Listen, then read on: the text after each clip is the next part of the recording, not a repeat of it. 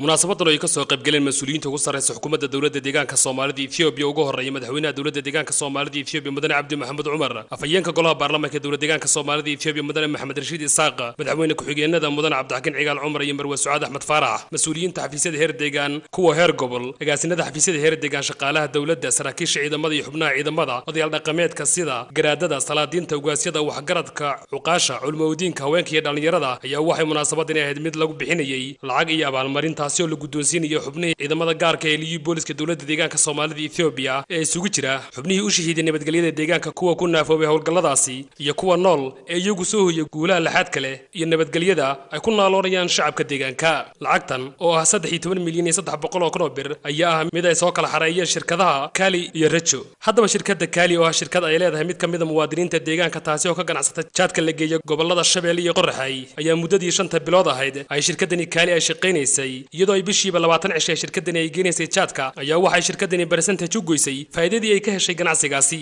ciidamadii shahiiday iyo kuwa ku naafoobay sugidda nabadgelyada shacabka deegaanka waxayna muddadii yaraadii shirkadani ay shaqeynaysay ay ugu deeqday lacag dhan 5 milyan iyo 300 oo bir iyadoo ay welina sii wada shirkadu taageeradeedii dhanka kale shirkadda Rajo oo ah shirkad ay ku bohoobeen xubnaha ciidamada ku naafoobay howlgalladii nabad sugidda deegaanka iyo agoontii ay ka tageen xubnihii u shahiiday inay gutaan ballanka ay ka qaadeen shacabka deegaanka oo ahaa in haba yaraatee wax nabadiyadu uusan ka dhaqdhaqaaqin gudaha deegaanka ayaa waxay sidoo kale shirkadani Rajo ay ka ganacsanaysay jaadka taasi oo bishiiba 10 cisho geenaysay gobolada Qorraxay iyo Shabeelle waxayna muddo 8 bilood ay shirkadani ay shaqeynaysay faa'iidadii ay heshay ay ugu deeqday ciidanka adduun lacageedu gaadhiya 8 milyan oo bir oo lacagta dalkan Itoobiya waxayna shirkadani Rajo ay maanta ka mid tahay shirkadaha raashinka canshuur dhaafka soo dejiya deegaanka iyadoo 28 shirkadood ah shirkadaha soo dejiya raashinka canshuur dhaafka ay ku midoobeen dalladaas oo magaceeda la yiraahdo dallada horumarinta agoonta deegaanka ee Iftiin oo ka howlgasha dhammaan 9 gobol ee deegaanka taasi oo dhammaan 68 degmooyin 4 maamul magaalada deegaanka agoonta ku sugan ay ku leeyihiin percentage haddaba marka la isku daro gudaha lacagta ay soo xareeyeen labada shirkadood ee la guddoonsiinayay xubnihii ciidamadii shahiiday iyo kuwa ku naafoobayba ayaa waxay gaaraysaa 13 milyan iyo 300 oo bir lacagtan oo la guddoonsiiyay xubnihii ku naafoobay sugidda nabadgelyada shacabka deegaanka iyo heladii ay ka tageen xubnihii ku shahiiday sugidda amniga deegaanka ayaa waxa lacagtan guddoonsiiyay odayaal dhaqameedka deegaanka xubnahan waxa weeyaan xubnihii hadda shiitamay marka 300 weeyaan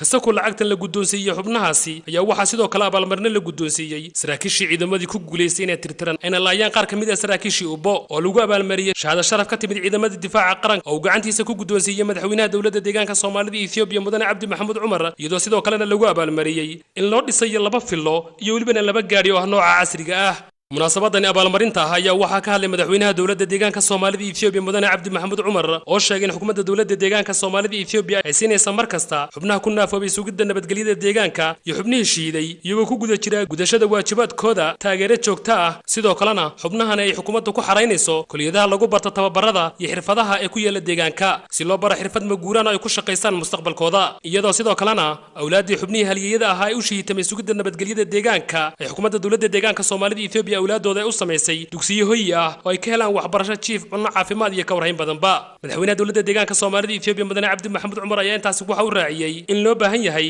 in maamulada shaqaalaha dawladda iyo shacabka deegaankuba ayna marnaba ka gaabinin ka warhayntooda maadaama ay laxaadkooda u waayeen sugidda nabadgelyada shacabka deegaanka markii ay waxa weeyaan u dhinto ciyaal bulee hooyuu leeyahay dad baa u gablamaya oo meesha ka baxaan ku soo noqonaynin caruurtiisii mataqaanaa xaasaskiisii iyo sida adigu xaaskaaga iyo carruurtaada u jeceshahay ay adiguna waxa weeyaan carruurtaada ku jecel yihiin ay walaalkaa ku jecel yihiin dad ka dhashay dadka dhimanaya banaan may ka soo bixin hooyo u ooyeysa aabbo ooyaya walaal bay leeyihiin waa arkaysaan iyagoo lugala halkaas soo istaagi doonaan xaqiiqiina marka mataqaanaa dadkan waa dadkii waddanka u shiitamay yaa dagaal geli haddii carruurtiisii gaajaato yaa dagaal geli yaa mataqaanaa la maqli nin kasta waxaa la dhihi mataqaanaa halkaas shalay kii dhintay marka carruurtiisii bannaanka la soo daadiyo cidda mataqaanaa dambe xabad geli waayo waa in dadkan shiitamay iyo agoontan hoos loo eegaa haddii agoontan iyo dadkan shiitamay iyo kan lagu hala aan u ixtiraamayno oo nin haliyay waddanka u soo halgabay aan u qori weyno adigana maxaan ku raacidna kuu qori mayso dhimasho meel ka sarreyso mataqaanaa dee jirta ma jirto ciqaabka weyn ma jirto way dhinteen way maxaan ku raaye u shiitameen haddana see lagu caawiyaa maxaan samaynay marka haddaba qofkii markii shiitamo lacag baa laga ururiyey ciidanka liib booliska lacag buu haystaa oo laga ururiyey mataqaanaa mid kastaba amaha dhib ha jira ma jirin 300 bir 200 bir bil walbaba ciidanka oo dhan lacagtaas marka mataqaanaa dadabisnimo sidoo kale munaasabadan ayaa waxaa ka hadlay odayaal dhaqameedka deegaanka iyo qaar kamid ah mas'uuliyiintii horaan xilalka uga soo qabatay deegaanka oo sheegay inaan marnaba la ilaawi karin birmadkii nafurista ah ay sameeyeen halyeeyadii shahiiday iyo xubnaha naafoobay ee isu taagay in sugan ammaanka shacabka deegaanka loona baahan yahay in la sii xoojiyo dadaalada lagu garab istaagayo xubnahan naafoobay iyo kuwa shahiiday eheladoodaba marar badan baynu dhageysanay deegaanka dhibaatada taalay siday ahayd markaan wax yar ka xusno xaalad khadhaadh oo murugsan inay taalay giddigiin waad wada xusuusantihiin xaaladaas fadliga ilaahay baynu kaga baxnay iyo hogaaminta xisbigeenna iyo mas-uuliyiinteenna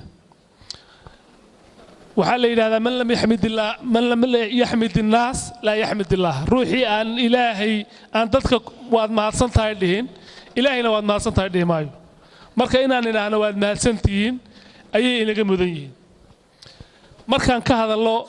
nabadgelyada iyo deegaankeenna annagoo mas-uuliyiintii hore ah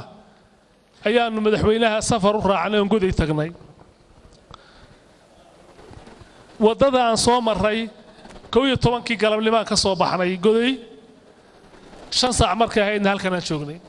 oo habeennimo ah taas marka waxay ku tusaysaa tilmaam meel kasta oo annagoo 30 uuraal wadana aan maraynay oo ay qabri jeerar ka mid tahay oo dhowr habeen loo sii dhaxayo ayaanu istaagaynay taas marka dadaal bay ku timid marka fikirka madaxa bannaan ee caqliga aan la helo ayuunbaa jidhka la hogaamin karaa markii fikirkii madaxa bannaanaa ee caqliga ku dhisnaa la helayna waa la hogaamiyey taas marka innagoo ka ambaqaadayna waxaa sabab u noqday inay deegaankan dhibaatada cid ka xanuunsata la helo oo ay u dhaqdhaqaaqaan oo u dhintaan iyadoo aynu tii ka markhaati kacaynana maanta munaasabadan lagu maamuusayo ee lagu martigelinaya aynu goobjoon ka ahaano sidaas darteed kuwanu waxay kaga duwan yihiin dad dhibaataysan oo dhibaata soo gaadhay oo musiibooyin kale oo dabiici ku dhacay laakiin waa kuwa laxaadkoodii iyo xooggoodii noo huray waxay inaga mudan yihiin xanaanadaas la bilaabay in madaxweynaha la sii xoojiya hala laban laabaan leenahay caawa waxaana ka farxad noo ah nimanka iyagii horay waddankan wax yar iyo wax badanba ka soo shaqeeyey inaan caawa goobjoog u noqonno munaasabad qaaliya oo markii ugu horeysay deegaankeenna ka dhacda inamadiibaa u shiiday inamadiibaa u dhaawacmay kaas ilaa intuu maaragtay saacadiisu gaadhayso laxaadka lahaa inaku nooga baahan yahay inaan ilaalino xanaanayno waxaan leeyahay ciidamada liiga hambaliyaan leeyahay xukuumadda deegaankana halkaa ka sii wada dadaalka waxaa iyaguna halkaasi ka hadlay mas'uuliyiinta labada shirkadood ee Kaali iyo Rajo oo sheegay in ay diyaar u yihiin inay halka ka sii wadaan dadaaladooda ay ku garab istaagayaan xubnihii shahiiday iyagoo gudanaya waajibaadkooda isla markaasina ku dadaalaya inuu deegaanka Soomaalida noqdo deegaan xasiloon oo ay shacabku deegaanku guryahooda nabad ku galaan nabadna kaga soo baxaan iyo sidoo kale xubnaha haliyada ay ku naafoobay isku soo wada duuba ma ahan markii ugu horeysay xukuumadda dawladda deegaanka Soomaalida Ethiopia ay abaalmarino iyo lacag ay guddoonsiiso xubnihii shahiiday iyo haliyada ku naafoobay sugidda nabadgelyada shacabka deegaanka iyadoo xukuumaddu si dadban iyo si toos ah ay mar kastaba u garab taagan tahay ilaa iyo maanta